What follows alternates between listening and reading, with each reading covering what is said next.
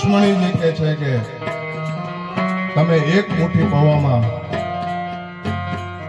આખા જગતની સંપત્તિ આપી દીધી, અને જો હવે બીજી મુઠ્ઠી આપશો તો અમને પટરાણી સહિત બધું તમે એને આપી દેશો. આ લોક પરલોકની સમૃદ્ધિ માટે એક મુઠ્ઠી પૌવા જ બસ છે. થોડા દિવસ ત્યાં રોકાયા પછી સુદામાએ ઘરે જવાની રજા માંગી. કૃષ્ણ રજા આપે.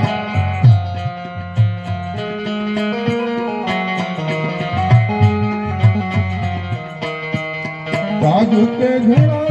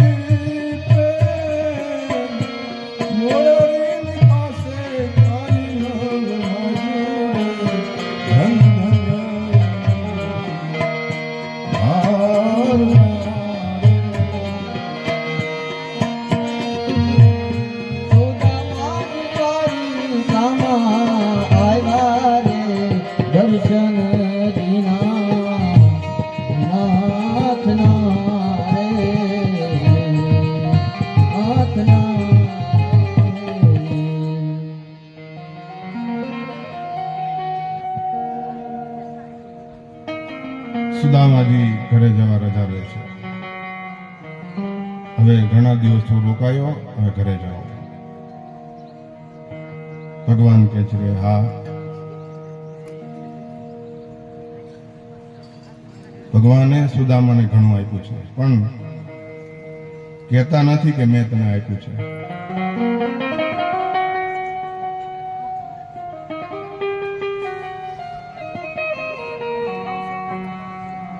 આપણે કોઈ દાન સત્કર્મ કરીએ અને આપણે કહીએ, એના ગુણગાન ગાઈએ, ઢંઢેરો પીટીએ, તો એ સત્કર્મનું પુણ્યનું ફળ આપણને મળતું નથી. કહેવાથી એ ફળ મળતું નથી. એકવાર યયાતિ રાજા અને ઘણા બધા એના પુણ્ય વધી ગયા. સ્વર્ગમાં ઇન્દ્રાસને બેસવાનો અધિકાર મળ્યો. એટલા બધા પુણ્ય વધી ગયા, સ્વર્ગના ઇન્દ્રાસનનો અધિકારી બન્યો. સ્વર્ગમાં ગયો, ઇન્દ્રને સિંહાસન ઉપર ઉઠાડીને સિંહાસન ઉપર બેઠો. ઇન્દ્રે બૃહસ્પતિને પૂછ્યું કે આ તો મારું ઇન્દ્રાસન ચાલ્યું ગયું, હવે શું કરવું? ઇન્દ્રે એને સલાહ આપી, અને એ સલાહ પ્રમાણે ઇન્દ્રે યયાતિને પૂછ્યું કે તે એવા ક્યાં પુણ્ય કર્મો કર્યા છે જેના પ્રભાવથી તું ઇન્દ્રાસનનો અધિકારી થયો છે. યયાતિ રાજા પુણ્ય કર્મો બતાવવા લાગ્યા, આખું લિસ્ટ આપ્યું. એટલા યજ્ઞ કર્યા, એટલી કથા કરી, એટલા દાન કર્યા. જેમ જેમ ગણાવે છે એના પુણ્યો ક્ષય થતા ગયા, નાશ પામતા ગયા. એટલે કોઈને કહેવાથી પણ એ પુણ્ય કર્મો આપણો નાશ પામે છે. કોઈને દાન આપવું પણ એનો ઢંઢેરો બહુ પીટવો. ભગવાને આપ્યું પણ કહેતા નથી કે મેં તને ઘણું આપ્યું છે. ભગવાન સુદામાને કે આજે નવા નવા વસ્ત્રો પહેર્યા ને એ મને આપી દે, તારી જૂની પોટલી હાલે પહેરી લે પાછી. પોતડી ફાટલી તૂટલી પોતડી પાછી પહેરી લીધી. ભગવાન વિચારે છે કે મારો મિત્ર કોઈના ઘરે લેવા જતો નથી, અને આજે હું મારા ઘરે એને કંઈક આપું. મારા ઘરેથી લઈને જાય તો એનો નિયમ તૂટે, માટે મારે જે આપવું છે સુદામાના ઘરે જઈને આપીશ. સુદામાના ઘરે હું બધું પહોંચાડીશ.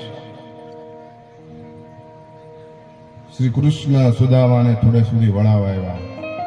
આપણે ઘરે કોઈ મહેમાન આવે ને તો ઊભા થઈને વળાવવા જવું પડે. આવે ત્યારે સામા જવાય, જાય ત્યારે વળાવવા પડે. આવો શિષ્ટાચાર છે. ભગવાન કે હે મિત્ર, તું આવ્યો એથી બહુ જ આનંદ થયો છે, અને તારા જેવા બ્રાહ્મણોના આશીર્વાદથી હું સુખી છું. મારા ભાભીને પ્રણામ કહેજે, સુદામાની આંખમાં આંસુ આવી ગયા કે જેના ચરણમાં આખું જગત વંદન કરે એ અમારા જેવા સામાન્ય માણસોને પ્રણામ કરે છે.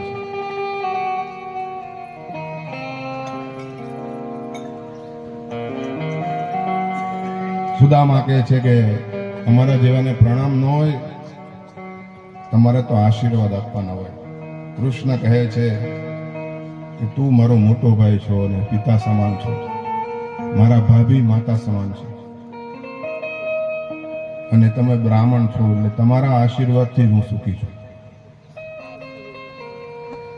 તમારા શરણમાં વંદન કરાય. સુદામા ભાવ વિભોર બની ગયા, કાંઈ બોલી શક્યા નહીં, માત્ર હાથ ઊંચો કરીને ચાલવા લાગ્યા. વિચાર કરે છે કે રસ્તામાં જતા જતા સુદામા વિચારે છે કે ભગવાને મને કંઈ આપ્યું નથી, એ સારું જ છે, કારણ કે સંપત્તિ મળે અને હું ભાન ભૂલું, અભિમાની થાવ એટલે ભગવાને આપ્યું નથી. આમ વિચાર કરતા કરતા પોરબંદર આવ્યા અને જોયું તો પોતાની પર્ણકુટી ક્યાં, પર્ણકુટીની જગ્યાએ એક વિશાળ મહેલ છે. મહેલની અટારીમાંથી સુશીલાએ બોલાવ્યા કે આ આપણું જ ઘર છે. સુશીલાએ પતિનું સ્વાગત કર્યું, કહ્યું આ બધો વૈભવ દ્વારકાધીશ આપ્યો છે. સુદામાને આનંદ થયો છે. ભગવાનની કૃપાના ગુણગાન ગાતા સુદામા મહેલમાં દાખલ થયા અને આટલી બધી સંપત્તિ મળી છતાં સુદામા મહેલમાં સાદું અને વિરક્ત જીવન ગાળે છે. આ સાચા ભક્તના બ્રાહ્મણના સંસ્કાર છે. આ કૃષ્ણ સુદામા ચરિત્રની કથા જે સાંભળશે એને ભગવાનના ચરણોમાં પ્રેમ ભાવ થશે અને અંતે એ કર્મ બંધનથી મુક્ત થઈ પરમાત્માને પ્રાપ્ત કરશે.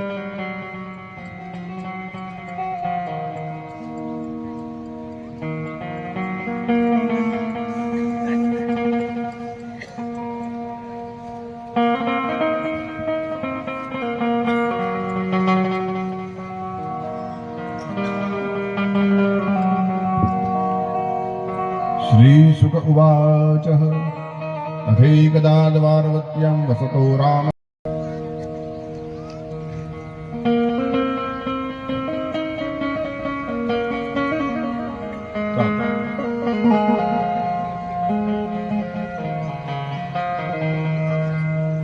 કૃષ્ણ બલરામ દ્વારકામાં નિવાસ કરી રહ્યા છે ત્યારે સૂર્યગ્રહણ આવ્યું અને આ સૂર્યગ્રહણના સમયે સ્નાન, એમાં પણ તીર્થ ક્ષેત્રમાં સ્નાનનો બહુ મહિમા છે.